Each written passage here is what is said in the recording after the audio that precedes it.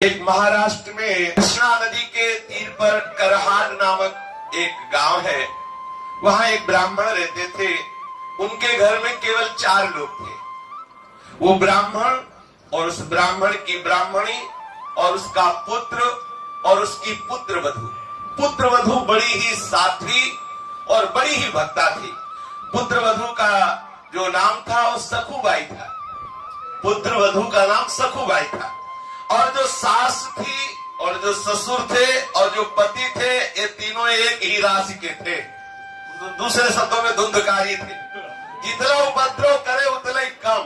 और पूर्ण सती साध्वी सखुबाई बचपन से संत महात्माओं का संग करके निरंतर श्री कृष्ण के चिंतन में तन्मय रहने वाली।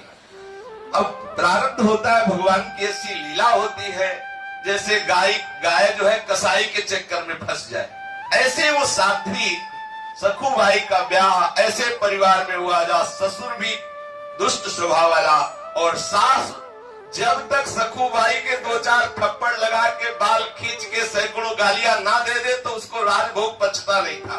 और रात्रि में जब तक पैर दबवा के 2-4 गालियां दे के 1-2 लात न जमा दे तब तक सहन नहीं होता था। ऐसा उसका स्वभाव था। देखो, ये भक्त का जीवन है। लेकिन कभी सखुबाई ने कभी किसी के पास जाके या पड़ोस में कभी किसी से नहीं बोला। अगर पति के सामने आंसू बहा के कुछ बोलने का अवसर भी मिले और अगर कभी एक बोले तो पति उल्टा और 4 थप्पड़ मारे, गालियां दे। क्योंकि जैसे माँ जैसे पिता वैसे ही वो बेटा। सखुबाई को बहुत कष्ट दिया जाता। लेकिन बलिहारी सखुबाई की भक्ति की कि एक क्षण के लिए भी कभी वो भगवत विस्मरण नहीं होने देती। ये देखो, और कभी ये नहीं कि सास से द्वेष करे, पति से द्वेष करे या ससुर से द्वेष करे, कभी ऐसा नहीं। जो उपासक प्रेम रस को प्राप्त करना चाहता है, भगवत साक्षात्कार करना चाहता है, इन भक्तों से शिक्षा ले। उसी घर में रह के और सब कार्य, ससुर स्नान करेगा तो पानी सखुबाई को भरना है, उसके कपड़े सखुबाई को धोने हैं, सास के कपड़े धोने हैं, पति के कपड़े धोने हैं, सबको भोजन बनाना, सबके बर्तन में, और बाद में जो जूठन बचे वो खाने को देना। और जब सखुबाई भगवत स्मरण करते हुए प्रसाद पावे तो सासू बैठ के जैसे लोरिया सुनाई जैसे गालियां सुनावे। सोचो कैसा जीवन उस महान भक्ता का, कितना क्लेश में जीवन, पर कभी कठोर वचन भी उसने सास से नहीं बोले। जो मान अपमान को, जो लाभ हानि को, जो जय पराजय को, सुख दुख को समान भाव से सहते हुए भगवत स्मरण करता है, भगवान उसके अधीन हो जाते हैं। ये भक्ति का स्वरूप थोड़ा समझना है हमें।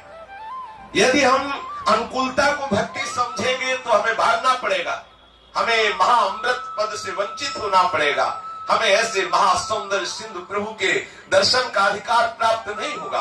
हमें मान अपमान समान रूप से सहना है, लाभ हानि समान रूप से सहना है, सुख दुख समान रूप से सहना है। और हमें देखना है कि मान के समय या अपमान के समय कहीं भगवत विस्मरण तो नहीं हो रहा। लाभ के समय या हानि के समय, दुख के समय या सुख के समय कहीं हम प्यारे को अपने भूल तो नहीं रहे हैं। हमें सदैव अपने प्यारे के स्मरण में रहना है। सखुबाई को पीटा जाता है, गालियां दी जाती है, क्लेशात्मक व्यवहार किया जाता है, लेकिन सखुबाई के हृदय में ऐसा विठ्ठल बसे हुए है, इसका कोई प्रभाव नहीं पड़ता। वो अधिक दुष्टा अभिमानी कुटिला कठोर हृदया जो सास है, ऐसी परम भागवत परम दयालु श्री सखुबाई को प्रति क्षण क्लेश दे रही है। और तीनों एक से बढ़कर मनमानी क्लेश देते। शक्ति भर के जितनी ताकत है सखुबाई को सताते, उनको सताने में सुख मिलता। शरीर सूख रहा है सखुबाई का, फटे पुराने कपड़े पहनने को मिलते हैं, रूखा सूखा खाने को मिलता है, प्रतिक्षण डांट पिटाई, लेकिन हर समय श्री कृष्ण का चिंतन। यह है भक्ति का स्वरूप। और ऐसे ही भक्तों के जीवन में अद्भुत घटनाएं घटती है जिनका यश गान किया जाता है। प्रातः काल से लेकर रात को सबके सो जाने के बाद तक सखुबाई के लिए घर का काम पड़ा रहता। मशीन की भांति बिना विश्राम किए वो काम करती। सखुबाई का शरीर बहुत कृश होने लगा। बिना आलस्य के, बिना थकावट के, कष्ट सहते हुए भी सबको सुख पहुंचाना, सबकी सेवा में मगन रहना और श्याम सुंदर त्रिभुवन मोहन लालजू का अखंड ध्यान और जिह्वा से विठ्ठल विठ्ठल विठ्ठल, कृष्ण कृष्ण कृष्ण, गोविंद गोविंद, ये सदैव नाम उच्चारण होना। घर के काम काज को ऐसा नहीं कि बेमन करे, सुचारू पूर्वक जैसा होना चाहिए वैसा, और दिल में 10-20 बार सखू को उसके माँ और उसके पति गालियां देते, पीटते। ऐसा आश्चर्य की बात नहीं है। भागमती बाई के लिए भी आया है कि राजा उनके ऊपर बिस्तर लगा के सोता और कोड़ों से मारता। भागमती बाई जिनका यश गाया जाता है। ये भक्तों के जीवन में ऐसे विचित्र विचित्र लीलाएं आती है कि यदि ये साधारण भक्त सुने तो उनको भय लगे कि भक्ति में ऐसा भी होता है क्या। हम तो सुनते थे चकाचक आनंद 56 भोग प्रसाद पाओ, यहाँ तो कोड़ों का भोग लग रहा है, यहाँ तो बड़ा क्लेश लग रहा है। अरे ये उन चरम सीमा के भक्तों की बात है जिनका उदाहरण दिया जाता है। अगर बच्चा 5 किलो उठाता है तो पिता 2 कुंतल उठाने के लिए नहीं कहता। अपने लोग जितने लायक है उतने ही प्रभु हमारे साथ व्यवहार करेंगे। श्री सखूबाई अपने शील और स्वभाव को निरंतर प्रभु के चिंतन के अनुसार ऐसा शांत बनाए हुए थी कि चाहे कितना भी प्रतिकार हो, कभी वो सास से लौटकर जवाब नहीं दिया। सास के सामने वो कभी जवाब नहीं खोलती। पति के सामने 2 बूंद आंसू निकालने का अवसर उसके पास नहीं था, क्योंकि पति सास से भी ज्यादा कर्कश था। अधिक क्या, निर्दय हृदया पिशाचिनी वो सास सखू को पेट भर भोजन भी न देती। घर में अनेक पदार्थ उससे बनवाती, अच्छे अच्छे पदार्थ पाती और अपने लिए रख लेती आगे के लिए, लेकिन सखूबाई को वही रूखा सूखा बासी पवाती।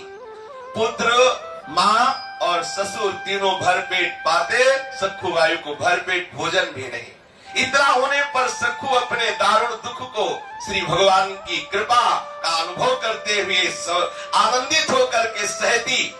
सखू की दशा पर गांव के स्त्री पुरुषों को बहुत तरस आता, पर किसी की हिम्मत नहीं होती कि कोई समझा सके।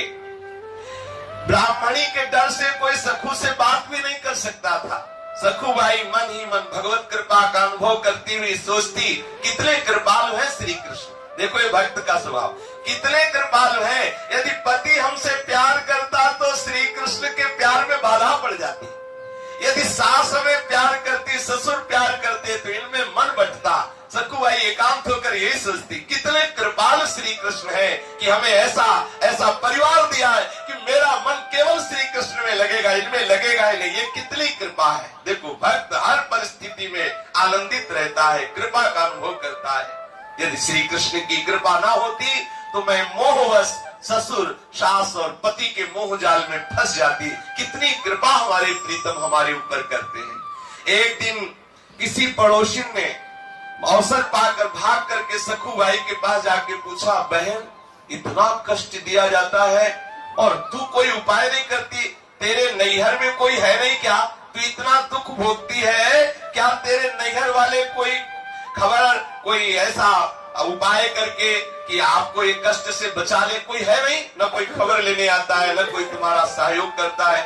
सखू ने मुस्कुराते हुए कहा, जानती हूँ मेरा नैहर कहाँ है? कहाँ है? पंढरपुर में। और मेरे नैहर वाले कौन जानते हो?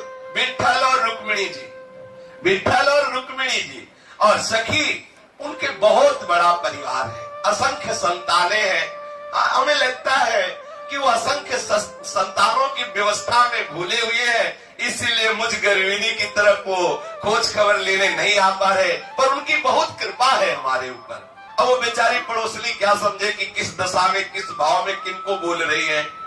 पंढरपुर महाराष्ट्र का एक प्रसिद्ध धाम है। यही आषाढ़ शुक्ला एकादशी को बड़ा भारी मेला लगता है। भगवान पंढरीनाथ श्री विठ्ठल के दर्शनार्थ लाखों नर नारी दूर दूर से भगवान नाम कीर्तन करते हुए, नृत्य करते हुए उत्साह पूर्वक पंढरपुर की यात्रा करते हैं। जब यात्रा का दिन आया, भक्तों की मंडलियां कीर्तन करते हुए पंढरपुर के लिए चारों ओर दल बना बना करके सब नाचते हुए जाने लगे। कोई मृदंग में, करताल में सुंदर भाव विभोर होकर के स्वर निकाल रहे, कोई झांझ बजा रहे, कोई नाम घोष कर रहे, कोई नाच रहे, कोई पैरों में घुंघरू बांध करके मतवाले होकर के ताल में ताल मिला रहे, श्री हरि के गुणगान, हरि के लीला चरित्रों का गान करते हुए भक्तों की मंडली को देख करके सखुबाई के हृदय का बांध टूट गया।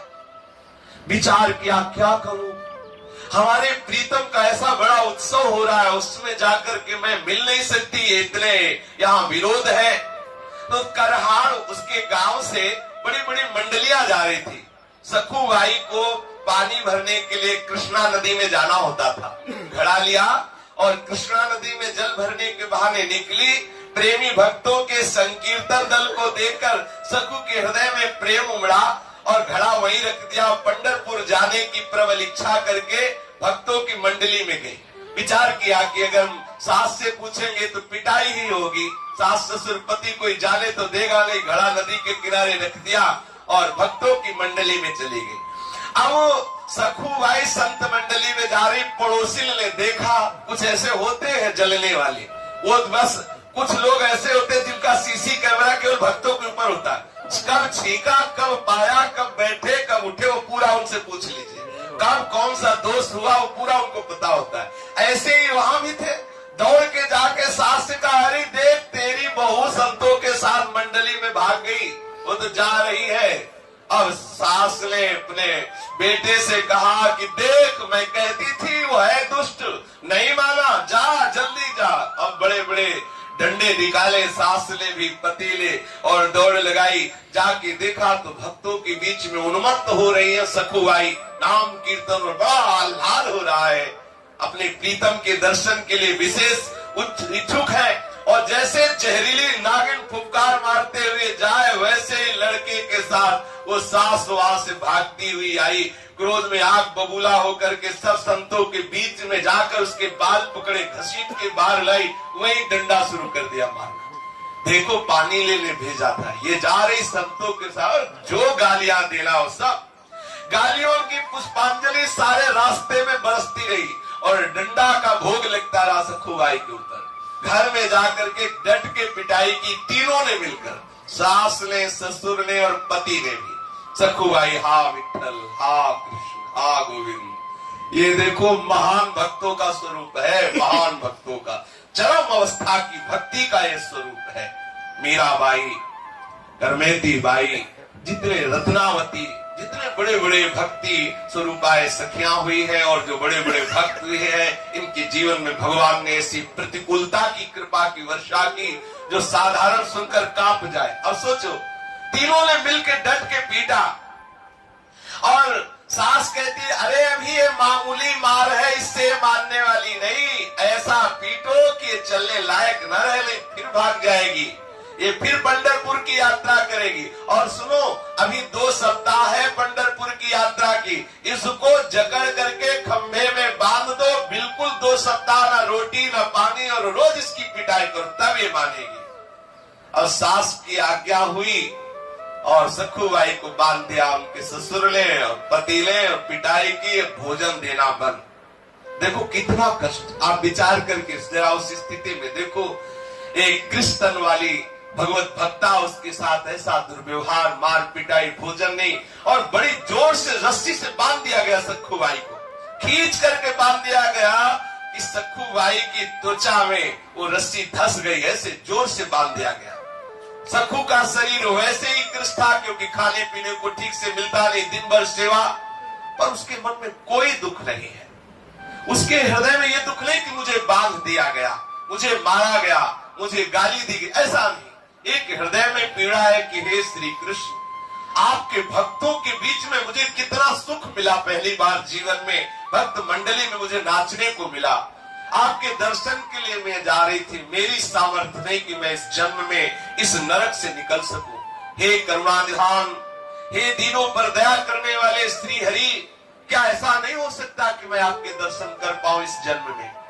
क्या मैं प्रगट में आपके मंदिर में आकर के आपके भक्तों के बीच में नहीं नाच सकती? सखुबाई आंसू बहाते हुए, हे कृष्णचंद्र, हे गोपाल, आज मैं तेरे हाथ बिक गई। प्यारे, मोर मुकुट धारण करने वाले, वैजंती माला धारण करने वाले, हे पीतांबरधारी, दीन जान करके कुछ ऐसा उपाय करो कि मैं आपके दर्शन कर सकूं। मैं बहुत पतित हूँ, दीन हूँ, अधम हूँ, मेरी सामर्थ्य नहीं मैं आप तक आ सकूं। अपने भक्तों के लिए कच्छ मच्छ वारा सुकन न जाने कौन कौन से अवतार धारण किए, आपके लिए क्या दुर्लभ है। हे प्रभु आप कृपा करो, बहुत सुंदर अवसर, भक्ति की मंडलियां जा रही हैं, आपके दर्शन करने के लिए बार बार अवसर नहीं आएगा। हे नाथ आप कृपा करोगे तभी दर्शन हो सकते, मेरी सामर्थ्य तो है नहीं कि मैं उसके चुंगल से छूट सकूं। सखुबाई श्री हरि का आंतरिक चिंतन कर रही है। श्री हरि को चैन कैसे पड़ सकता है। रुक्मिणी जी ने देखा तो चेहरे में उदासी, बड़ी चिंता।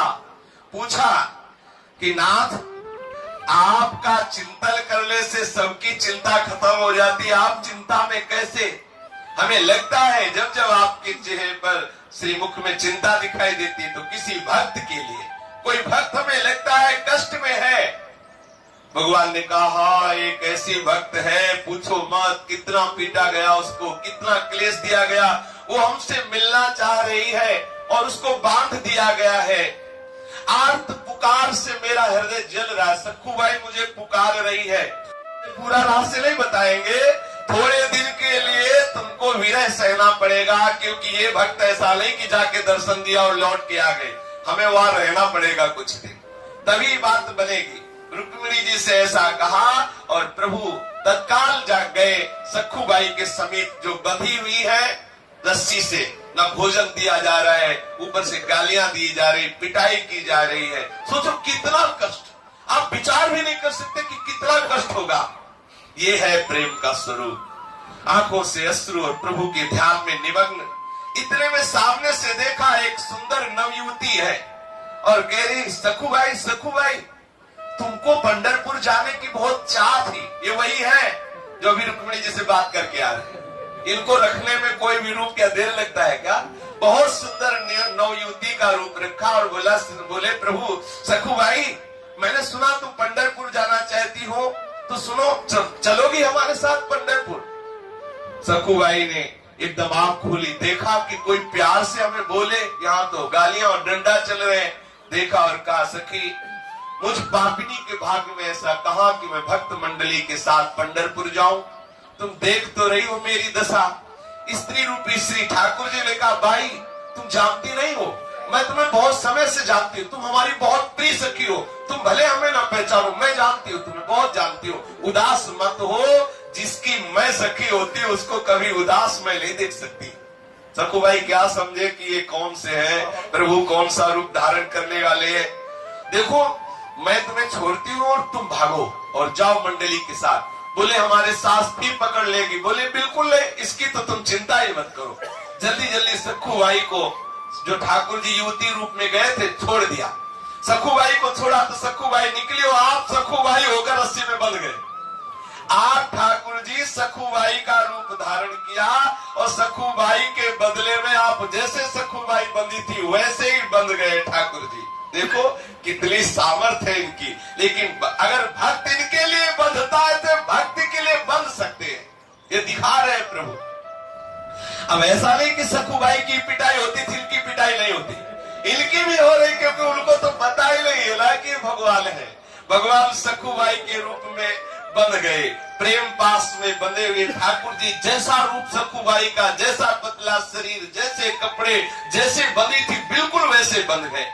जिनका नाम स्मरण करने से माया का वो बंधन टूट जाता है, जो बड़े बड़े योगियों के लिए छोड़ना दुर्लभ है, वही सच्चिदानंद भगवान अपने भक्ति के लिए एक साधारण स्त्री की तरह बंध गए अपनी भक्ता सखुबाई के लिए। अब सखुबाई बड़े आनंदित होकर के भागी, वहां तो भक्तों की मंडलियां जा ही रही थी, भक्त मंडली में कीर्तन करते हुए वो श्री ठाकुर जी के दर्शन के लिए।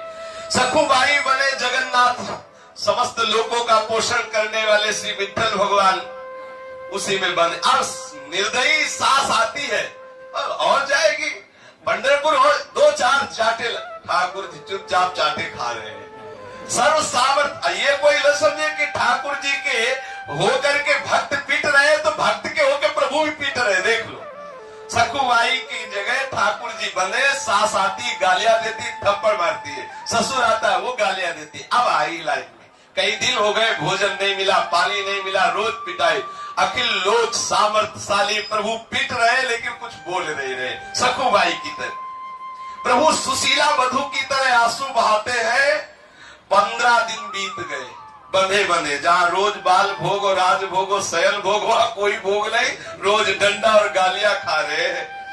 सास ससुर का मन इतने पर भी नहीं पसीजा, परंतु सखुबाई के पति के मन में विचार आया कि पूरे 2 सप्ताह हो गए, एक बूंद जल नहीं, कोई भी एक कण अन्न नहीं दिया गया।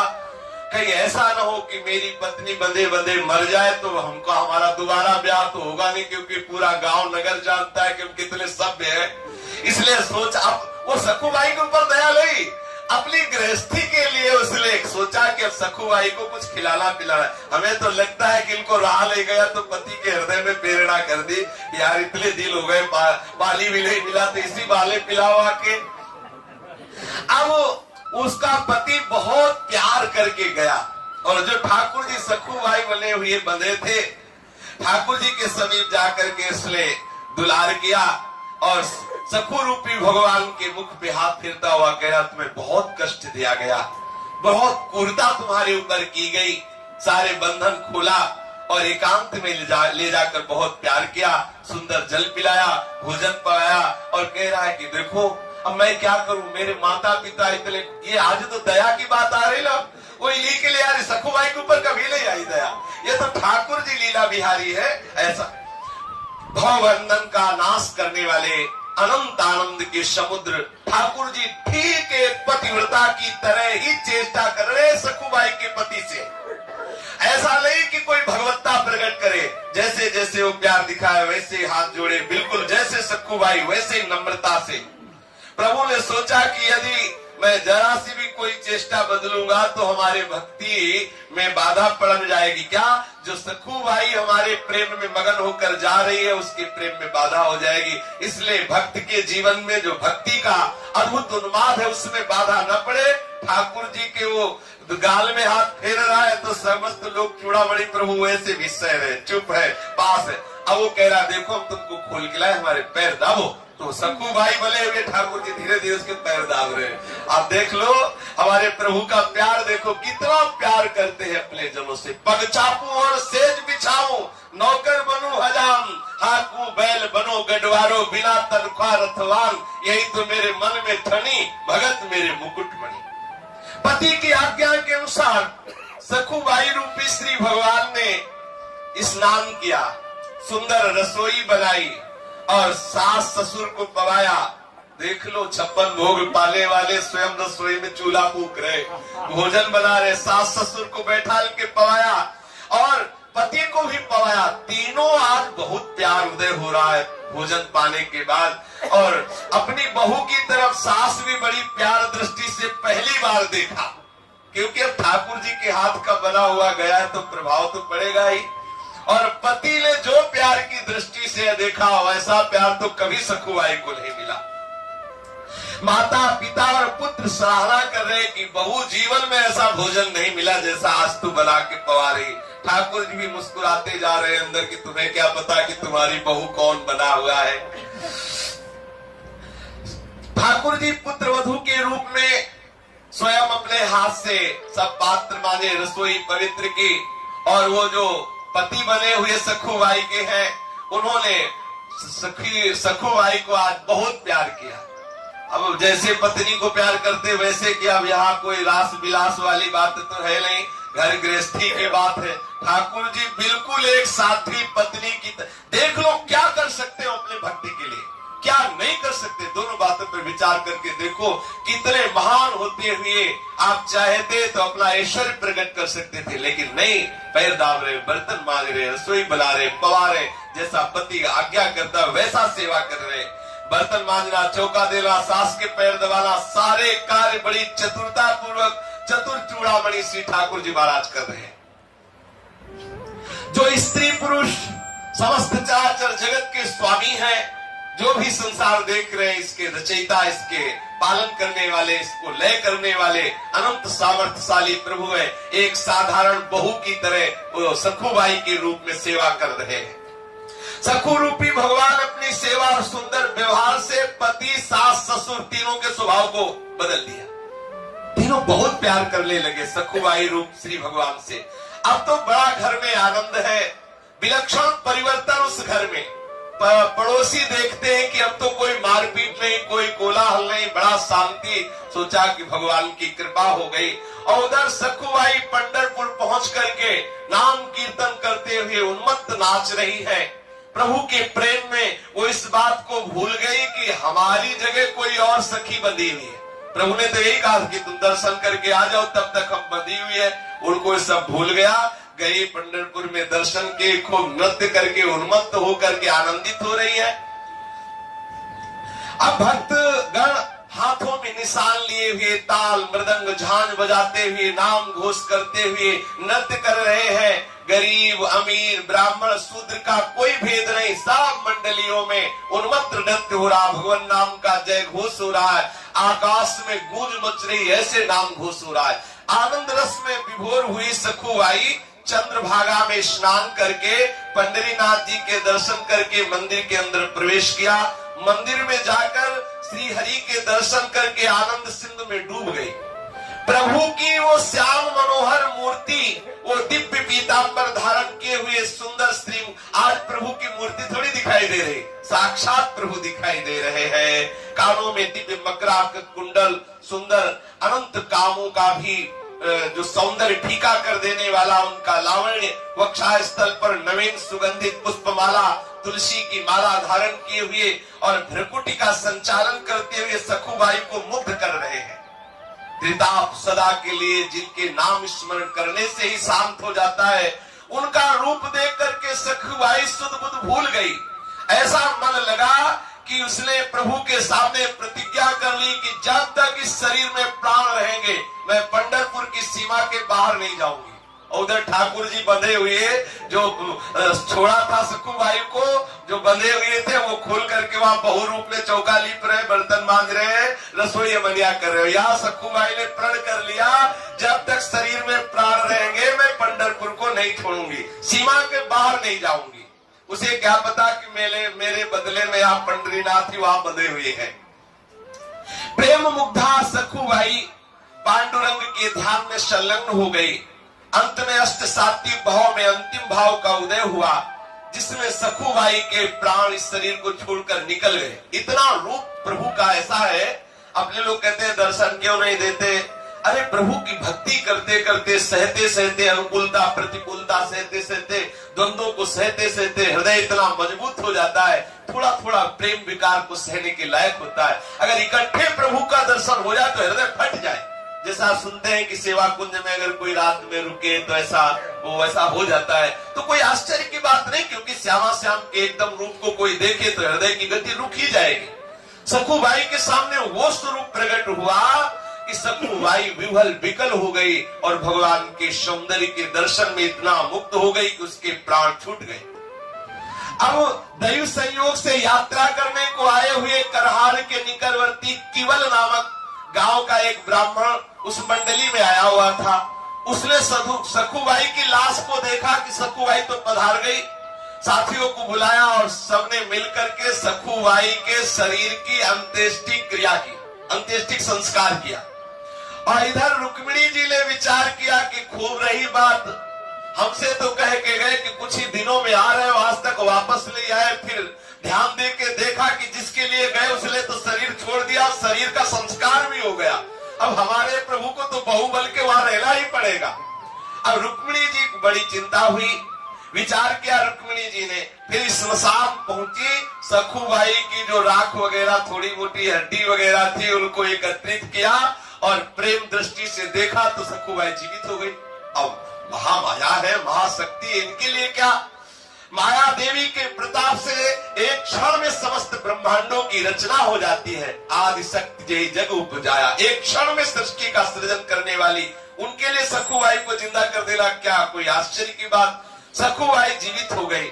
सखुबाई को ऐसा लगा जैसे मैं कोई गाढ़ निद्रा में सो गई थी और जग गई। रात को स्वप्न में जो रुक्मिणी जी ने उन्होंने कहा कि देखो पुत्री, तेरा प्राण रह गया। तूने कहा था इस शरीर में जब तक प्राण रहेंगे मैं पंढरपुर की सीमा के बाहर नहीं जाऊंगी। वो शरीर तो तेरा जल गया। अब मैंने दूसरा तेरे को शरीर दिया है सखुबाई के रूप में, लेकिन तेरा भी प्राण पूरा हो गया क्योंकि पहले वाला शरीर जल गया। अब ये दूसरा जो दे दिया है तू सीधे लौट के जाओ, हमारे प्रीतम तेरे रूप में वहां है, उनको छोड़ो, तू जाके वहां रहे। आदेश पा करके सखुबाई ने प्रणाम किया और आनंद मगन होकर के, अब वो बात थोड़ी है, अब तो चिदानंद में भाव में निमग्न है। 2 दिन में यात्रियों के साथ करहार लौट के आई।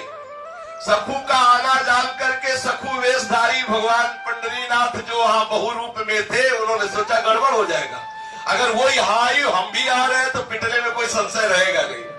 ठाकुर जी ने तत्काल सास से कहा कि हम पानी लेने जा रही हैं, और घड़ा लिया, घाट पर आई और पूर्व परिचित सखी का वेश धारण करके सखुबाई से मिली, जो सखुबाई आ रही थी। उन्हें देखते ही सखुबाई को सारी बातें याद आ गई। दौड़ करके हृदय से लगाया और बोले, सखी तेरी कृपा से मुझे पंढरपुर में जाने को मिला, मुझे मेरे ठाकुर के दर्शन हुए, चरणों को पकड़ लिया। बहन तुम्हें बहुत कष्ट भोगना पड़ा होगा मेरी जगह।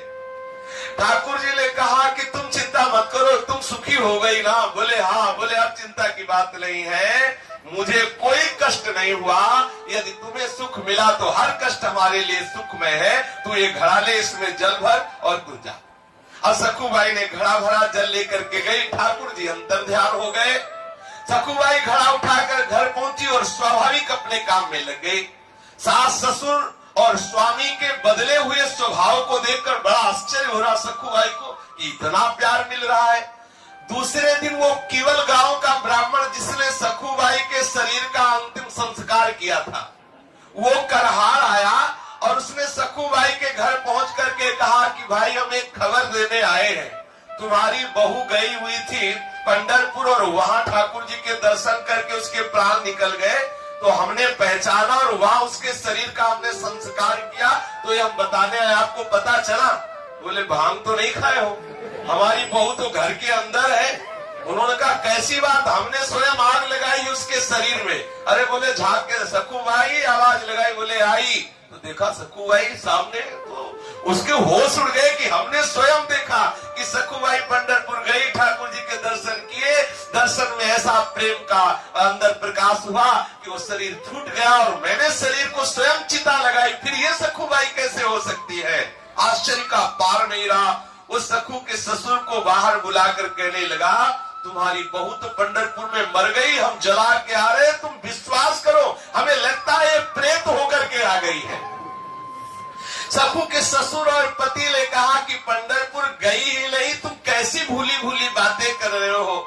आखिर ब्राह्मण के बहुत कहने पर ससुर ने सखु को अपने पास बुलाकर पूछा, प्यारी बहू तुमको तो हमने यहाँ बांध रखा था, ये कहते हैं कि तुम पंढरपुर में गई और वहां मर गई और वहां इन्होंने आग लगाई, ये कैसी बात है? सखु ने कहा कि प्रभु बात ये जो कह रहे हैं सत्य बात कह रहे हैं। सखुबाई ने कहा ये जो कह रहे हैं बिल्कुल सत्य कह रहे हैं। जिस समय आपने मुझे बांध रखा था उसी समय कोई स्त्री आई थी, नवयुवती, और मेरी सहायता की, मुझे खोल दिया। मैं भक्तों के साथ पंढरपुर गई और वो यहाँ बंधी रही, मुझे तो वहां भेज दिया और स्वयं आपका वो नाना प्रकार का जो प्रतिकूल व्यवहार सहती रही। मैं पंढरपुर जरूर गई थी, वहां एक दिन मुझे बेहोशी भी हुई, पीछे मुझे मालूम हुआ कि मैं मर गई थी, मेरे शरीर को जलाया गया, पर रुक्मिणी जी ने मुझे पुनः जिला दिया और लौटाया मुझे। कृष्णा नदी के समीप जब मैं आई तो वो युवती जिसने मुझे खोला था और स्वयं बंधी थी, वो घड़ा दे करके और चली गई। आप लोग जानते हैं वो कौन सी युवती थी? तो सास ससुर ने पति ने कहा मुझे तो पता नहीं। बोले जब चली गई तब मुझे पता चला कि वो मेरे पांडुरंगा ही थे, मेरे प्रभु ही थे। बाद में पता, और ये ऐसे है कि ये पता नहीं लगने देते सामने, बाद में जरूर अनुभव कराते हैं कि मैं ही था। आप लोगों का बड़ा सौभाग्य। सखुबाई ने कहा कि आपको हमारे इष्ट के दर्शन हो गए। ये सुनते ही सखुबाई के सास, ससुर और पति ये सब सखुबाई के चरणों में गिर पड़े कि मैंने तुम्हें पहचाना नहीं। हमारे घर में ऐसी परम भक्ता, परम साध्वी जिसके अधीन श्री भगवान है, मैंने तुम्हें बहुत सताया, बेटी हम पर कृपा करो। सखुबाई ने सास, ससुर और पति को भक्ति का उपदेश किया। तीनों भजन परायण होकर सखुबाई की कृपा से भगवत धाम को प्राप्त हुई। यदि उपासक भक्ति मार्ग में आगे बढ़ रहा है तो प्रतिकूलता आए तो आनंदित होना कि हरि आने वाले हैं। जब जब प्रतिकूलता जिस भक्त के जीवन में आई तो भगवान का एक ऐसा अवतार हुआ जो न पुराणों में लिखा है न शास्त्रों में लिखा है। ऐसा अवतार होता है, भक्त के लिए पर्सनल अवतार होता है। हमारे हरि हर क्षण देख रहे हैं हमें। कभी निराश मत होना, चाहे जितना दुख आवे, चाहे जितना क्लेश आवे। दुख देने वाले और क्लेश देने वाले को कभी क्लेश देने का विचार न करना, आनंदित होकर सहना, तो हरि कृपा करके आएंगे और हृदय से लगा लेंगे। हमारा जन्म जन्म का दुख दूर हो जाएगा। श्री राधा वल्लभ लाल की।